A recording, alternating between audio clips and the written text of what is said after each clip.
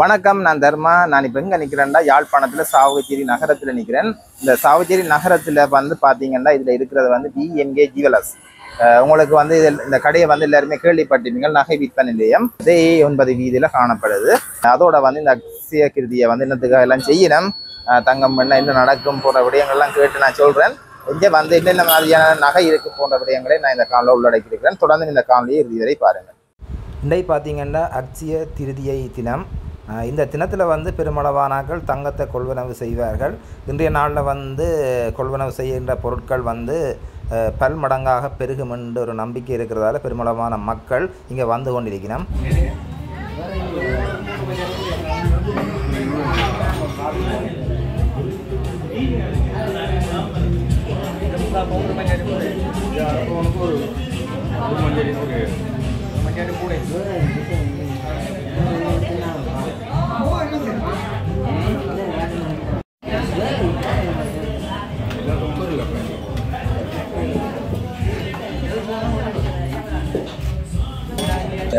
இந்த அட்சய தினத்துல கொஞ்சம் கிடைக்கும் எடுத்த செல்வம் பெருகுமென்று சொல்லுவேன், பெருகுமென்று சொல்லுவார்கள். ஆனால் நாங்கள் நடுக பழமையாக எடுக்கிறதா இந்த கடையெல்லாம் நாங்கள் நடுக வாடிக்கையாளர் மறுபடியால் இன்றைக்கும் அந்த அவை இந்த இதை நாங்கள் முன்னேற்ற வேணுமென்று.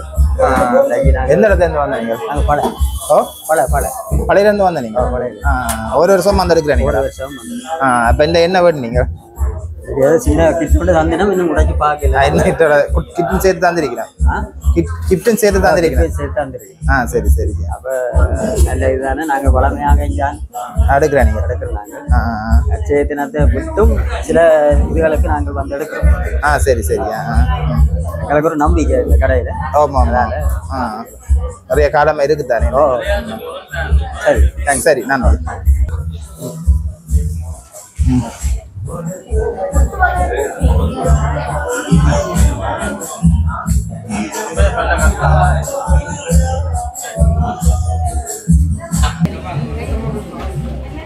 அதாவது இந்த கடை வந்து 1960ஆம் ஆண்டு காலப்பகுதியில் ஆரம்பிக்கப்பட்டது. 1960 இதே இடத்துல இந்த கடை ஸ்தாபிக்கப்பட்டது. கிட்டத்தட்ட இன்றைக்கு தெரியாத ஒரு 3வது தலைமுறைக்கு இந்த நகை கடையை ஓடிக்கொண்டிருக்கு. 3வது தலைமுறை செய்து கொண்டிருக்கிறது. இதன் உரிமையாளர் வந்து யாழ்ப்பாணத்தில் இருக்கிறார். யாழ்ப்பாண நகை கடையும் இது ஒரே கடை, ஒரே பிரான்ச். யாழ்ப்பாணத்திலே கிளையும் ஒரே இந்த இடம் எவ்வளவு இந்த கடை சாவச்சேரியில் இருக்குன்னு சொன்னீங்கன்னா இது எங்களுக்கு தெரியும். கூடுதலாக இடத்திற்கு சென்றுவிடும். இது வந்து சாவச்சேரி பஸ் ஸ்டாண்ட் தாண்டி A9 ரோட்டில் கமர்ஷியல் பேங்க் பக்கத்துலேயே இருக்கு. கமர்ஷியல் பேங்க் பக்கத்துலேயே இருக்கு. கமர்ஷியல் பேங்க், சம்பத் பேங்க் பக்கத்துலேயே இருக்கு. இந்த இதே இடத்துல கிட்டத்தட்ட ஒரு 40 வருஷமா இந்த கடை இயங்கி கொண்டிருக்கு. இதே இடத்துல 40 வருஷமா இயங்கி கொண்டிருக்கு.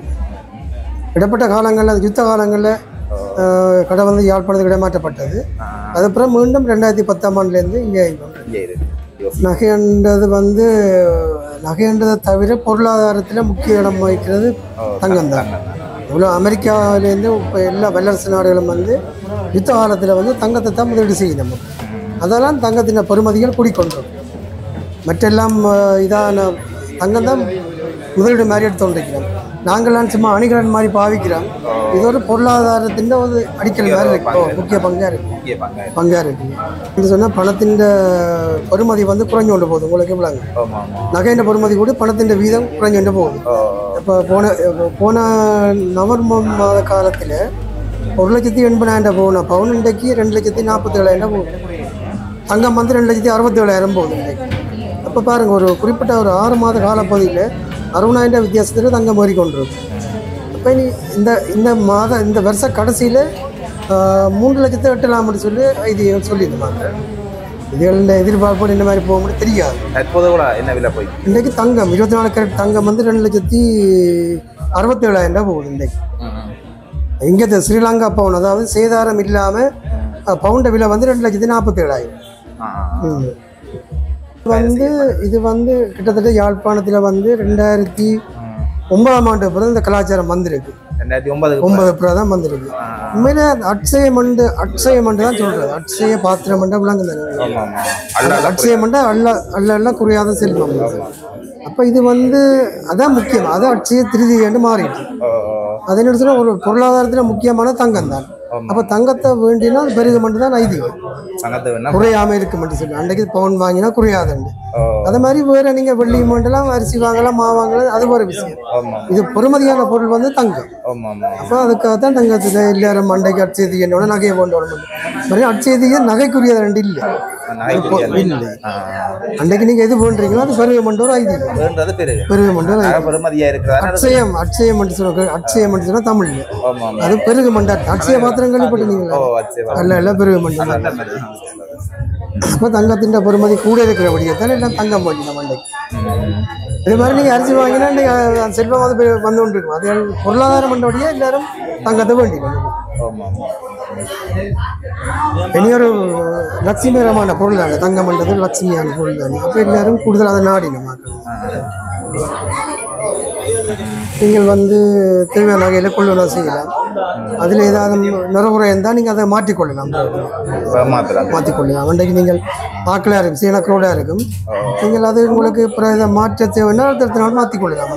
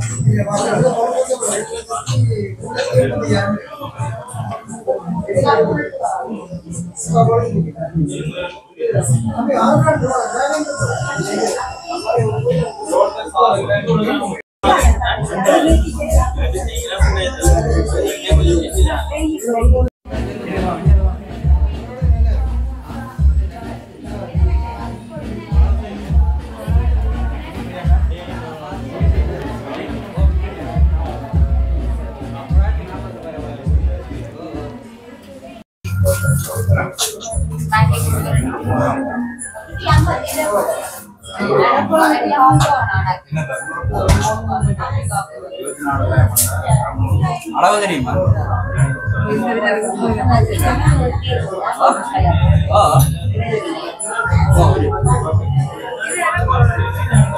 எனக்கு கொஞ்சம் புரியாது.